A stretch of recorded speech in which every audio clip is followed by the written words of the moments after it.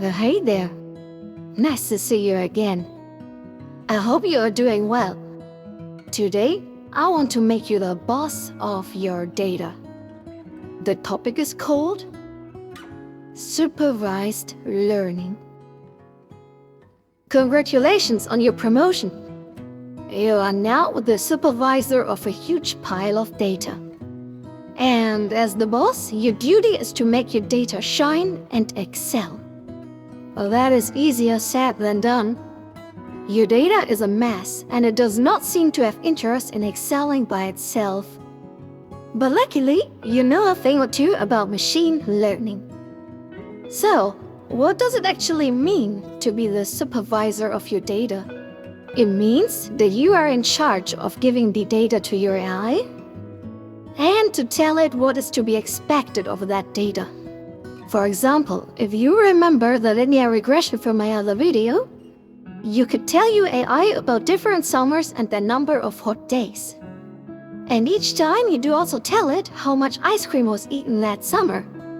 This way, your AI starts to understand how ice cream and hot days are connected in general. And like this, you trained an AI to predict ice cream for a hypothetical number of hot days.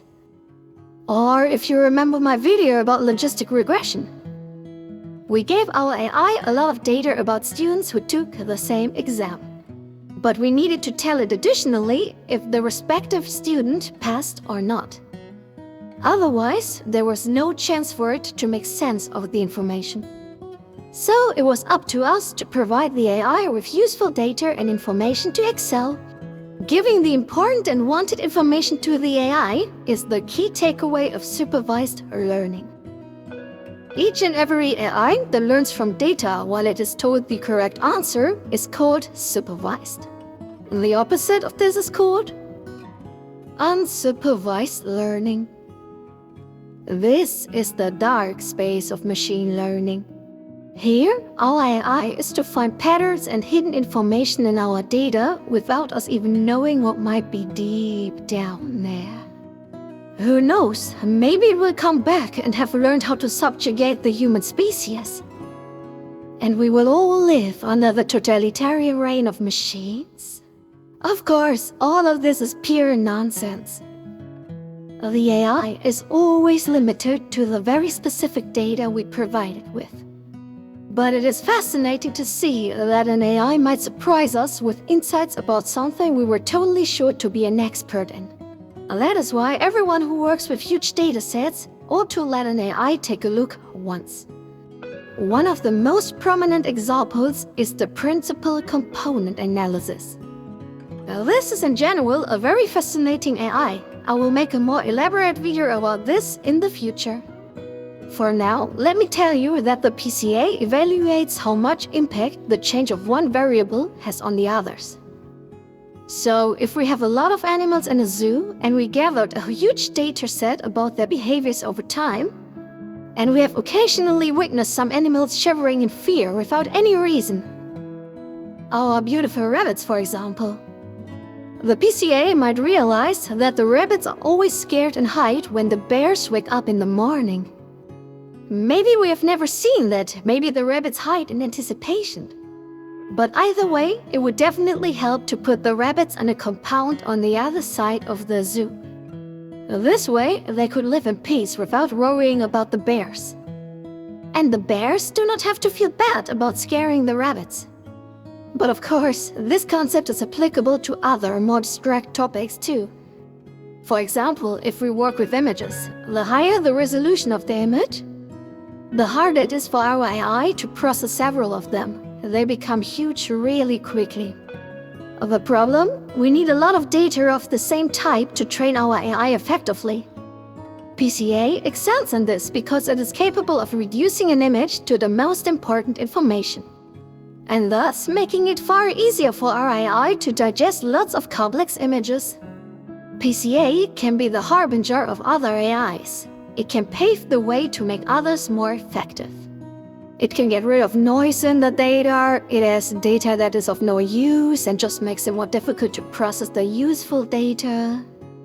Or it can simply highlight correlations between parameters we have not been aware of yet. All of these are vivid examples what makes the PCA and supervised learning in general so interesting. Clustering algorithms like the k-means algorithm are another example for this category. I made a video specifically about this, but just briefly, we are confronted with data and know that there may be some kind of system, some kind of differentiation in it. For example, having data about our customers as a shop owner, we know that there are different types of customers which we should treat differently because they are not all equally important for our shop's success. For understanding that and finding this differentiation between the customers, a clustering algorithm is key. And it does so without knowing the answers beforehand. So that is quite powerful and a terrific example of unsupervised learning. Alright, now you have seen that there are several possibilities of telling your AI alongside the data what it needs to know for you to utilize it, and not telling it anything so that it has to find patterns for itself, which might surprise you with completely new insights in the end. Now, if you already want to leave the video thinking, that was useful, I'm ready to go out there and supervise my data, hang on for a second. I want to show you a third option. An encore, if you like. The third paradigm in machine learning is called reinforcement learning. This one differs from the others because usually it is not fed with data to come to conclusions. It is rather the closest we come to a child experiencing the world for the first time. This paradigm includes all the AIs that learn from data via trial and error. That means we establish a goal for it with rewards and punishments. Of course, these will be purely mathematical, but we do not need to worry about that right now. And with these rewards and punishments in mind, the AI tries out various approaches to comprehend what works best. It does that by balancing an exploration-exploitation trade-off. That means the more it has discovered and learned about some data or a game, the more reluctant it is to try something new. On the other hand, the less it knows about something, the more likely it is to try everything, to be crazy.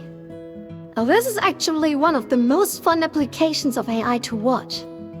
On YouTube, you will find lots of videos of people letting AIs learn how to play Monopoly, or famous games like Dota or Rocket League. And these guys also showcase what kind of absurd strategies the AI came up with while learning the game.